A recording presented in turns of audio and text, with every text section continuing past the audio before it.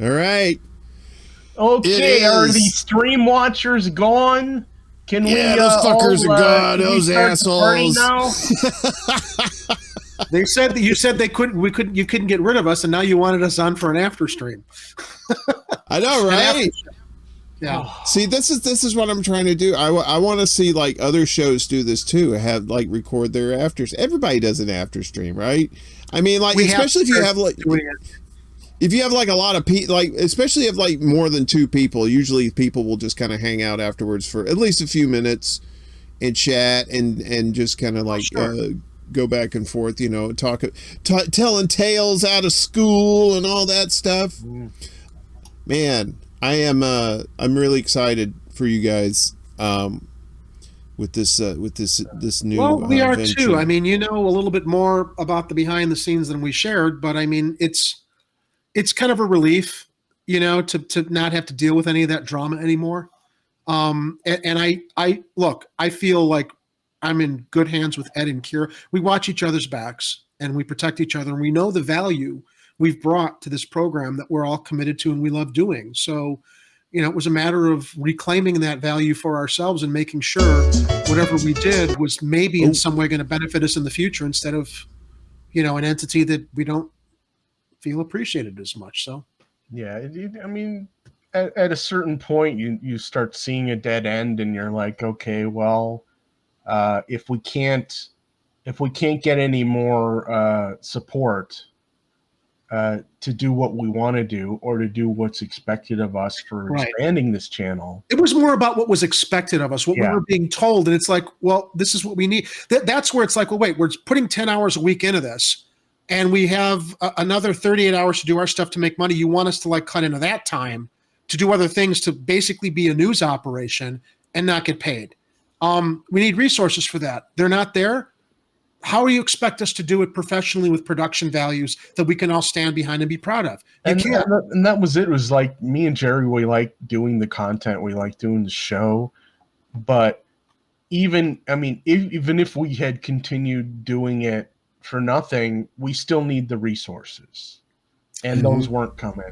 And I was ready to walk. I think, Ed, I was ready to walk away because it's like I was burning out. It was burning me out. And, you know, and I had, I think when I started this adventure, I had been unemployed. And you know how that is.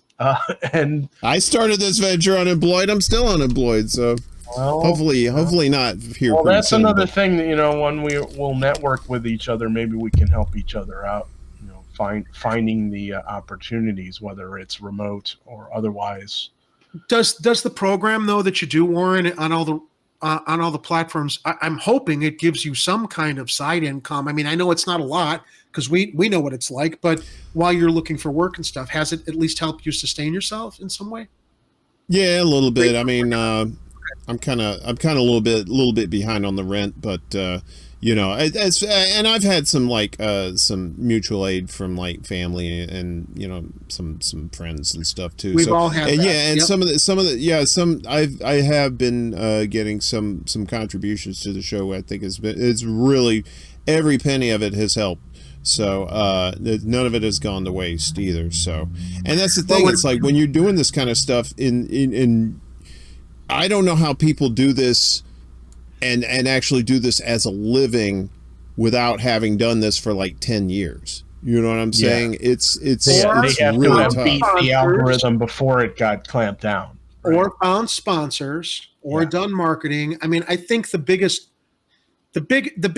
line that I'm just like, I'm not crossing this anymore is when we knew that there were tips, super chats, donations on our YouTube going into the company account. It's like when we needed resources, there was never any money. It's like, but wait, chats are coming in for what we do. People are donating and tipping because they like us, but we're being told there's no budget for that. Well, that's bullshit.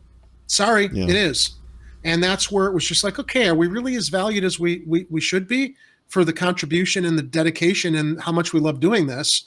It didn't seem like it was equitable. So the whole, you know, worker owned co-op is like, well, we need to make this work for ourselves. Plus, you know, a corporation having free employees is questionable.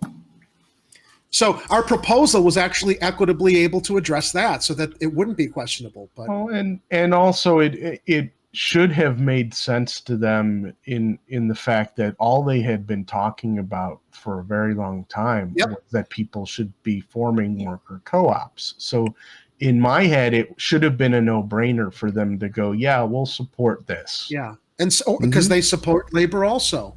They support labor. They support a minimum wage of $25 an hour. Hey, let's restructure this as a worker-owned co-op. Since we're working for free anyway, we may as well have a stake in it. And but no, and here's the thing too. We could have been told, thanks guys, we appreciate what you did, but we'll take it from here. We'll sell it to you. Okay, well, I don't want to throw away everything we've all done for 2 years, so that changed the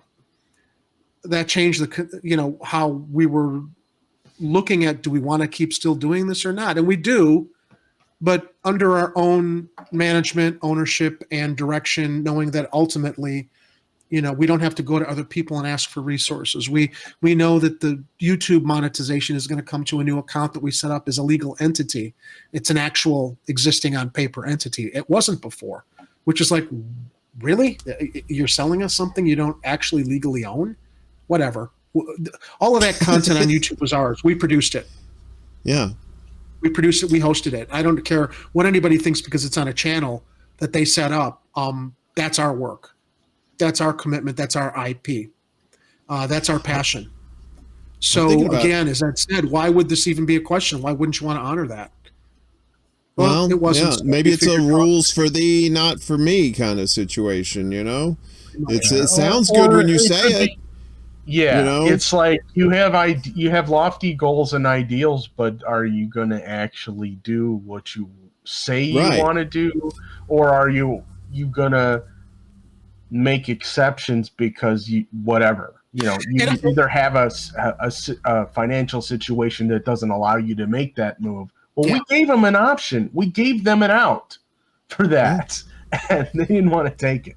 And the other thing, too, is I can put myself in their shoes and understand they have financial hardships running that channel. Fine. We understand that. But when for the past 2 years we've said, why aren't you guys looking for sponsorships? You have a national platform. You don't think about taking out a small business loan to sustain your network and help pay the people who are providing content, but you want to spend it on this big studio that you ended up having to move out of? Yeah, Dor is selling his, what did you call it, celery powder? Right? Yeah, celery, lettuce, powdered lettuce, for extra income. We weren't feeling prioritized. Why does he need money, though? We prioritized our work on our channel. Why does Jimmy Dore need that powdered celery money? I mean, I don't know, but it demonstrates even the mighty need an extra boost. And I'm sorry, we nor Hardlands Media are the mighty. We're trying to figure out how we get sponsorships to sustain this. Hardlands Media with 40,000 subscribers against our 1,600, they wouldn't be struggling if they embraced, we can find sponsors who align with our political values. It'd be great if you found local sponsors, that would be even better. To reach out to. Yeah, of course, for Chicago Corner. But look, Hardlands Media could have sustained a lot of the infrastructure and resources and not had to resort to looking for interns to work for free when we needed labor to do these field things that they wanted us to do outside the scope of the 2 nights a week that we're live streaming. And it's just like, dudes, you want to be a major news operation on bubblegum and spit, and it doesn't work that way. Yeah, I think they were blinded by the fact that they started with like Kit's cell phone, and that they think, well, that's all you need to do these on the spot. And it's like, yeah, if you want it to be crap every time, sure. But you actually need a sound guy with an actual... Well, that's the mentality. Let's figure out how much we can make with the least amount of effort or technology, because we started this way on our Samsung phones, whatever. Yeah, great. Galaxy X7. You can't sustain it that way. Once you get into a studio, you don't aim cameras at windows without a green screen behind them to like balance out your light. You work out your sound issues and don't readjust them all the time. And Ed and I, the pro veterans in the biz, were making suggestions because we wanted to see things look the best that they could, but it was taken as criticisms.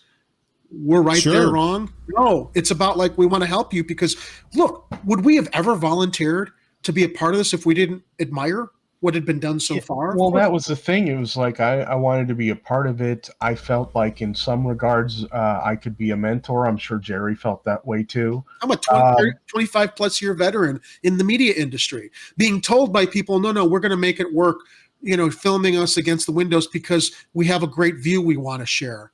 Yeah. The one thing I'm going to miss about Hard Lens Media, Ed, is that great view at the studio. I didn't hate the view. I thought the issue was always that they needed to do that view out of a controlled light situation from the room next door.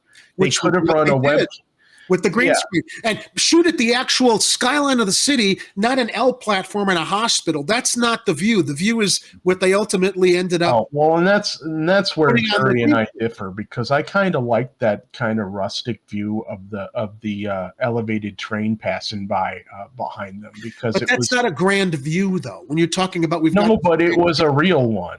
It was I guess they could have switched it up from time to time and people would have just gone, oh, did you guys change the direction of your studio? Did you move to a different room? Is that why we see the skyline instead of the trains passing by? The bottom line is a studio is not built upon a view out the window. True. That's true. Was it on the top floor? Was it no. I was going to say they could have put a camera up on the roof.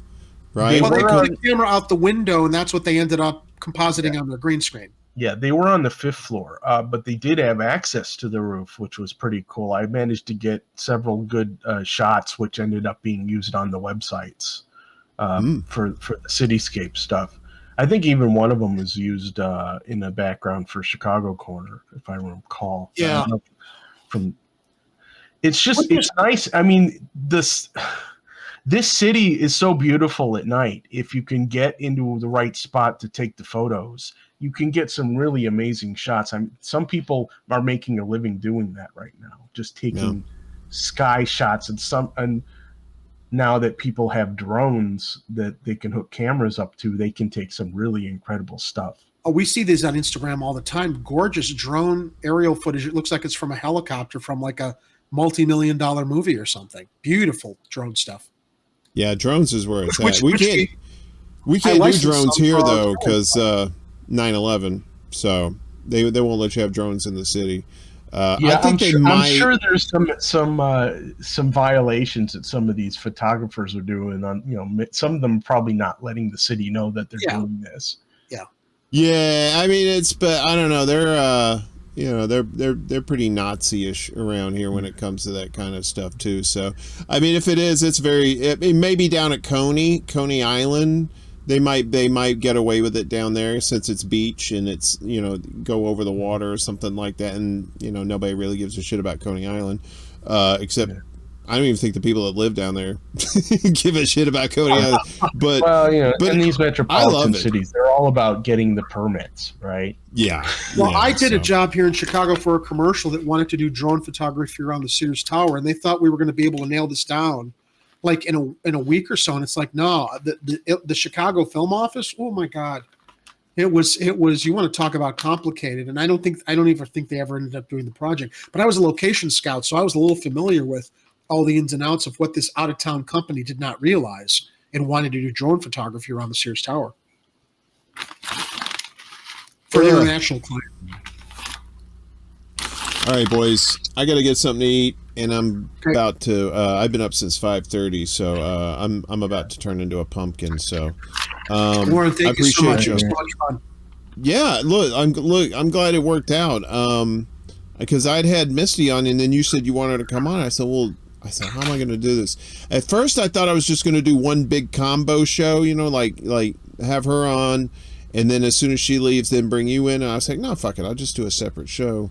And I think that worked out a lot better. So on the eve of the election, I mean, when you originally pitched it, I'm like, I don't know if we were going to go into the weeds on stuff with the co-op.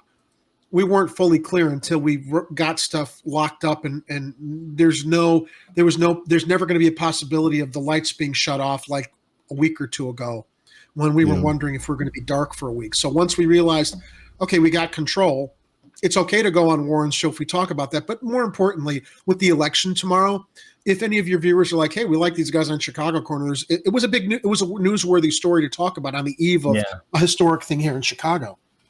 And we had pretty. I mean, for a Monday night, we had not too bad of. I think we had a little spillover from Misty too. So I think we were averaging like around like 12, 13 viewers, like constant. So that's good. 40 some in there in total right now. For people who weren't familiar with 42 right now.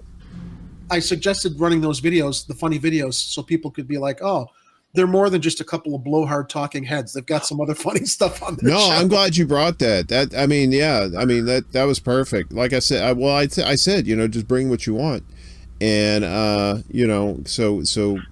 like blow it out, man. That's the thing. It's just like it kind of like your elevator pitch to the peeps that don't know about you. So.